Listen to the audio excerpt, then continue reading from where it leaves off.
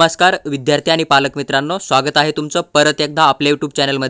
तो देखो आज हम पूरा डिटेल में बात करेंगे। मुझे आपके मोस्टली कॉमन दो डाउट यहाँ पर देखने को मिल रहे थे। सबसे पहले आपका फर्स्ट डाउट यही था कि सर क्या ऑल ओवर इंडिया के अंदर एक कॉमन रजिस्ट्रेशन प्रोसेस स्टार्ट हो जाएगा और उसके थ्रू ही पूरे जितने भी स्टेट है इंडिया के अंदर उनके गवर्नमेंट प्राइवेट या फिर जो डीम कॉलेज होते हैं या फिर जो एम्स वाले हैं, जिपमर वाले हैं, आरएम कॉलेज है, तो उनके अंदर क्या सिंगल रजिस्ट्रेशन प्रोसेस के ऊपर एडमिशन प्रोसेस हो जाएगा? आपका फर्स्ट डाउट था। सेकंड डाउट यही आ रहा था आपका कि क्या सर जब हम एडमिशन प्रोसेस के लिए पार्टिसिपेट करेंगे, रजिस्ट्रेशन फॉर्म फिल करेंगे, तो उसके बाद क्या एडमिशन मिलने से पहले ही, सीट अलॉटमेंट होने से पहले ही ऑफलाइन डॉक्यूमेंट वेरिफिकेशन जो है किया जाएगा या नहीं किया जाएगा? तो आपके दो डाउट मुझे बहुत ज़्यादा आ रहे हैं। कोई काउंसलर ने आपको शेयर किया होगा या फिर आपने कहीं पर सुना होगा या किसी ने आपको बोल दिया होगा, इसलिए मुझे बहुत ज़्यादा व्हाट्सएप के ऊपर अभी कॉमनली इसी के ऊपर मैसेज आ रहे हैं कि सर क्या सभी स्टेट है उनके अंदर अगर हम MBBS BMS के लिए एडमिशन करना चाहते हैं तो क्या एक ही रजिस्ट्रेशन फॉर्म फिल करना पड़ेगा, या फिर अगर हम एडमिशन प्रोसेस में पार्टिसिपेट करते हैं तो उससे पहले क्या हमारा जो है डॉक्यूमेंट वेरिफिकेशन हो जाएगा? क्योंकि बहुत सारे बच्चे ऐसे हैं महाराष्ट्र स्टेट के अंदर कि जिनको अभी तक NCL नॉन क्रिमिनल वाला डॉक्यूमेंट मिला ही नहीं है, या फिर कुछ बच्चे हैं जिन्होंने की कास्ट वैलिडिटी के लिए थोड़ा लेट अप्लाई किया था तो उनका भी कास्ट वैलिडिटी नहीं आया है। उनको बोल रहे हैं कि 10 दिन के बाद आ जाएगा, किसी को बोल रहे हैं 1 मंथ के बाद आपको मिल जाएगा। तो देखो आपके जो मोस्टली दो कॉमन डाउट थे उसका इस वीडियो के अंदर मैं डिटेल में आंसर देने की पूरी कोशिश करूंगा, तो आप पूरा वीडियो देखो। लेकिन आपको यहाँ पर सबसे पहले एक बात का ध्यान रखना है कि लास्ट ईयर तक काउंसलिंग प्रोसेस किस तरह से हो रहा था आपका, जो कि ऑफिशियल काउंसलिंग प्रोसेस था ऑल इंडिया कोटा का। ऑल इंडिया कोटा के अंदर जितनी भी सीटें आती है, जैसे कि आपका एम्स, जिपमर हुआ, आर्म फोर्स मेडिकल कॉलेज हुआ, उनके 100% सीटें आती है। उसके बाद अगर आप थोड़ा नीचे देखोगे तो GMC वाले होते हैं ना, तो उनकी 15% सीट आपको देखने को मिल जाएगी, चाहे कोई भी कोर्स हो जो कि आपकी मेडिकल काउंसलिंग कमेटी होती है ना, उनके थ्रू फिल किया जाएगा। MBBS BDS BSc नर्सिंग का। बाकी अगर आप अदर आयुष कोर्स के लिए करना चाहते हो तो उसके लिए आपको AA CCC नाम का एक वेबसाइट होता है, वहां पर आपकी 15% सीटें फिल किया जाएगा। और जो BMS BHMS वाले फिर अदर आयुष कोर्स के कॉलेज होते हैं ना, तो उनकी डीम की काउंसलिंग भी उधर ही चलेगी, इस बात का आपको ध्यान रखना है। देन जो भी आपके प्राइवेट कॉलेज होते थे या फिर सेमी गवर्नमेंट कॉलेज होते थे तो वो अपने अपने स्टेट का जो वेबसाइट होता था ना, वहां पर फिल किया जाता था लास्ट ईयर तक। जैसे कि देखो महाराष्ट्र स्टेट है तो वहां पर CET सेल है, तो वहां पर महाराष्ट्र स्टेट के जो सेमी गवर्नमेंट या फिर प्राइवेट कॉलेज मानते हो ना, तो उनका काउंसलिंग वहां पर ही हो जाता था, जो कि 85% सीट थी। साथ ही साथ वहां पर 15% जो भी मैनेजमेंट कोटा या फिर NRI कोटा की सीट थी ना, तो वो उसी वेबसाइट के ऊपर फिल किया जाता था। तो देखो ये था लास्ट ईयर का प्रोसेस। लेकिन अभी 2024 में आपके जो दो डाउट मैंने अभी आपके साथ शेयर किया ना, क्या सभी के लिए एक सिंगल रजिस्ट्रेशन हो जाएगा, यानी कि कॉमन काउंसलिंग हो जाएगा, या फिर देन आपका डाउट आ रहा है मोस्टली कि क्या सर जो डॉक्यूमेंट वेरिफिकेशन होगा वो सीट मिलने से पहले ऑफलाइन वेरीफाई किया जाएगा या नहीं किया जाएगा? देखो आपको एक बात ध्यान से सुनिए, कॉमन काउंसलिंग प्रोसेस का मुद्दा लास्ट ईयर आया था, लेकिन अभी इस साल उसके ऊपर कोई भी चर्चा, कोई भी रूल, कोई भी डिसीजन नहीं लिया गया है, इस बात का आपको ध्यान रखना है। तो आपको क्या करना है, अभी जो पुराने वीडियो थे लास्ट ईयर के कॉमन काउंसलिंग के, उसे थोड़ा सा इग्नोर कर दीजिएगा, या फिर कोई काउंसलर आपके साथ ये भी वीडियो शेयर करेगा कि सबके रजिस्ट्रेशन प्रोसेस जो है मेडिकल काउंसलिंग कमेटी है इसके ऊपर ही हो जाएगा, फिर वहां पर ही हर एक स्टेट के कॉलेज की जो है काउंसलिंग हो जाएगी। तो ऐसा बिल्कुल ही नहीं है, अभी तक कोई भी अपडेट निकल कर नहीं आया है। वेबसाइट का नेम आपको यहाँ पर साफ साफ नजर आ रहा है, या फिर NMC का एक ऑफिशियल वेबसाइट होता है, वहां पर भी जाके आप चेक कर सकते हो। कोई भी अपडेट ऐसा नहीं है कि कॉमन रजिस्ट्रेशन प्रोसेस हो जाएगा, उसके थ्रू फिर पूरे जितने भी स्टेट है इंडिया के अंदर उनके एडमिशन प्रोसेस एक ही वेबसाइट के ऊपर कंडक्ट किया जाएगा, एक ही रजिस्ट्रेशन फॉर्म फिल करना पड़ेगा, उसके थ्रू ही पूरे ऑल ओवर इंडिया के अंदर एडमिशन दिया जाएगा। तो ऐसा ऑफिशियल अपडेट कोई भी नहीं है, इस बात का आपको ध्यान रखना है। देन जो आपका सेकंड डाउट था कि जो रजिस्ट्रेशन प्रोसेस था, जो कि आप काउंसलिंग के अंदर फॉर्म फिल करोगे, उसके बाद देन जैसे कि महाराष्ट्र स्टेट के अंदर इंजीनियरिंग कोर्स के लिए या फिर अदर कोर्स के लिए पहले डॉक्यूमेंट वेरीफाई होता है, उसके बाद ही सीट अलॉटमेंट होता है, तो वैसा मेडिकल फील्ड के लिए कोई भी रूल नहीं है, इस बात को भी आपको थोड़ा ध्यान रखना है। यानी कि दो भी जो डाउट थे ना आपके, उसके रिगार्डिंग कोई भी ऑफिशियल अपडेट नहीं आया है, या फिर कोई न्यूज़पेपर वाले ने भी कोई अपडेट नहीं दिया है, इस बात का आपको ध्यान रखना है।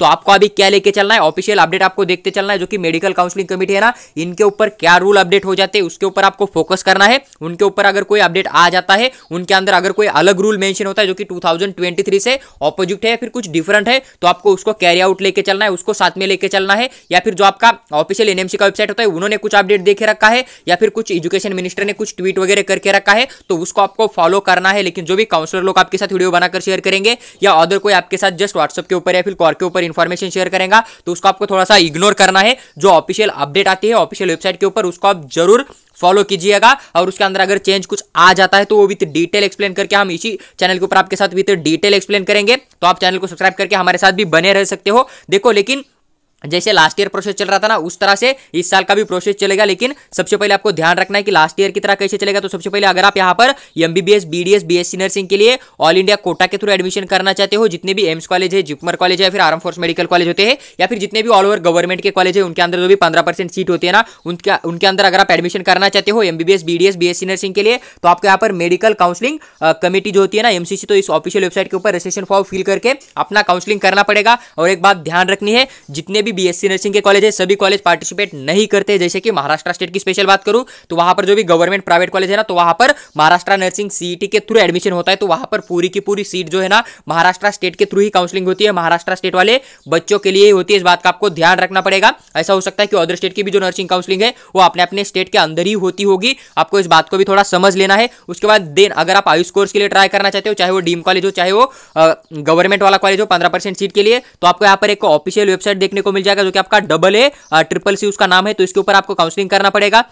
देन अगर आप अदर स्टेट की अलग अलग काउंसलिंग करना चाहते हो, जैसे कि कोई बच्चा है जो कि महाराष्ट्र स्टेट के अंदर ऑल इंडिया कोटा के थ्रू बीएमएस करना चाहता है, बीएचएमएस करना चाहता है, उसके पास डोमासाइल नहीं है, तो आपको यहाँ पर सीईटी सेल का एक ऑफिशियल वेबसाइट देखने को मिल जाएगा महाराष्ट्र सीईटी सेल के नाम से। तो उसके ऊपर आपको काउंसलिंग करना पड़ेगा। 15% सीट जो होती है ना प्राइवेट बीएमएस बीएचएमएस की, तो उसके ऊपर ही फिल किया जाएगा। बाकी अगर आप महाराष्ट्र स्टेट का डोमासाइल रखते हो तो आपको पूरा काउंसलिंग जो है महाराष्ट्र स्टेट का जो ऑफिशियल सीईटी सेल का वेबसाइट होता है ना, वहां पर ही करना पड़ेगा। और इसका जो भी पूरा एडमिशन प्रोसेस रहेगा ना, तो वो विद डिटेल एक्सप्लेन करके सिंगल नोटिस भी मैं आपके साथ विद डिटेल एक्सप्लेन करके इसी चैनल के ऊपर जरूर शेयर करूंगा। देन उसके बाद अगर कोई बच्चा एमपी के अंदर जाना चाहता है तो उसका जो सीईटी सेल का वेबसाइट है उसके ऊपर आपको एक्टिव रहना पड़ेगा, वहां पर आपको काउंसलिंग करनी पड़ेगी। तो देखिए कॉमन काउंसलिंग का कोई भी अपडेट 2024 के लिए अभी तक निकल कर नहीं आया है। साथ ही साथ जो आपका रजिस्ट्रेशन वेरिफिकेशन था ना, तो लास्ट ईयर क्या चलता था, देखो लास्ट ईयर अगर मान लीजिए कि कोई बच्चा महाराष्ट्र स्टेट की काउंसलिंग कर रहा है, महाराष्ट्र स्टेट में आप एप्लीकेशन फॉर्म फिल कर रहे हैं ना, तो सबसे पहले आपको सीईटी सेल के ऊपर रजिस्ट्रेशन फॉर्म फिल करना था। उसके बाद देन आपको वहां पर डॉक्यूमेंट भी अपलोड करने थे, लेकिन डॉक्यूमेंट वहां पर आपके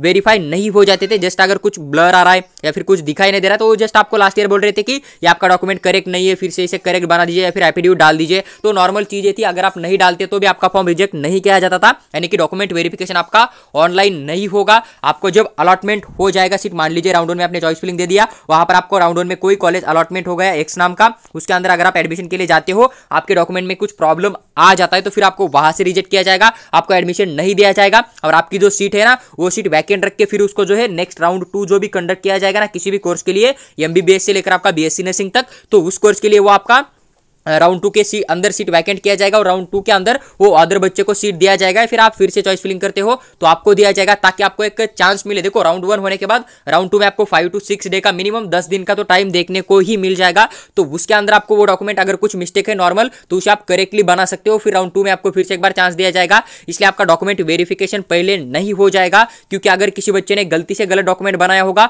उसे राउंड 1 में रिजेक्ट किया जाएगा, तो उसे राउंड 2 राउंड 3 में फिर से चांस दिया जाता है। इसलिए आपका मेडिकल फील्ड का जो डॉक्यूमेंट वेरिफिकेशन है ना, जब आपको सीट मिल जाएगा तभी आपका ऑफिशियली डॉक्यूमेंट वेरिफिकेशन हो जाएगा। इस बात का आपको ध्यान रखना है। अगर वो पहले आपके डॉक्यूमेंट वेरीफाई करे, फिर आपको वहां से रिजेक्ट करे और सीट ही अलॉटमेंट ना करे, तो फिर आपके साथ एक घनघोर अन्याय हो जाएगा। इस बात को भी आप देख सकते हो, ताकि अगर आपको मान लीजिए कि राउंड 1 से पहले रिजेक्ट कर दिया, आपको फिर राउंड 1 राउंड 2 राउंड 3 तक अलॉटमेंट ही नहीं किया, तो फिर आप डॉक्यूमेंट करेक्ट करके भी काउंसलिंग के अंदर पार्टिसिपेट नहीं कर सकते हो। तो वो रूल लागू होना बहुत डिफिकल्ट आपको देखने को मिल जाएगा। तो जो लास्ट ईयर का रूल था मैंने भी डिटेल एक्सप्लेन किया है। बाकी लेकिन कुछ अगर अपडेट आ जाता है इस तरह का, 2 चीजों के ऊपर आप बहुत ज्यादा सोच रहे हो, तो वो भी विद डिटेल एक्सप्लेन करके मैं आपके साथ शेयर करूंगा। बस मेरा पर्सनली यही सजेशन रहेगा कि जो ऑफिशियल वेबसाइट होते हैं एनएमसी या फिर मेडिकल काउंसलिंग कमेटी, इनके ऊपर अगर कोई रूल या फिर एजुकेशन मिनिस्टर अगर कोई चीजें बोल देते हैं तो उसके ऊपर आपको ज्यादा फोकस करना है। कोई भी अदर अपडेट को आपको ध्यान नहीं देना है, इस बात का आपको ध्यान रखना है। देखो जो भी पूरे आपके डाउट थे मैंने भी तो डिटेल एक्सप्लेन करके आपके साथ शेयर किया है। अगर आपको हमारे थ्रू पेड काउंसलिंग करनी है तो आप हमें व्हाट्सएप के ऊपर मैसेज कर दीजिएगा, हम आपको वहां पर पेड काउंसलिंग के रिगार्डिंग पूरी इन्फॉर्मेशन शेयर करेंगे। साथ ही साथ अगर आपको लगता है कि हमारे थ्रू कॉल के ऊपर बात करके अपना हर एक डाउट सॉल्व करना है, महाराष्ट्र स्टेट का स्टेट काउंसलिंग का, एमसीसी का ऑल इंडिया काउंसलिंग का, प्लस AACCC का ऑल इंडिया काउंसलिंग का, तो हमारा एक पर्सनल गाइड कोर्स है जिसका कि 500 रुपीज चार्ज आपको देखने को मिल जाएगा। अगर आपको जरूरत होगी तो आप व्हाट्सएप के ऊपर पेमेंट करके स्क्रीनशॉट भेज दीजिएगा, हम आपको अपना पर्सनल नंबर शेयर करेंगे। आने वाला काउंसलिंग का हर एक अपडेट आपको हम पर्सनली शेयर करेंगे। साथ ही साथ आपका कॉल आंसर करके 24 आवर्स में कभी तक आपका जो भी डाउट है पूरा का पूरा डाउट विद डिटेल एक्सप्लेन करके आपके साथ जरूर शेयर करेंगे।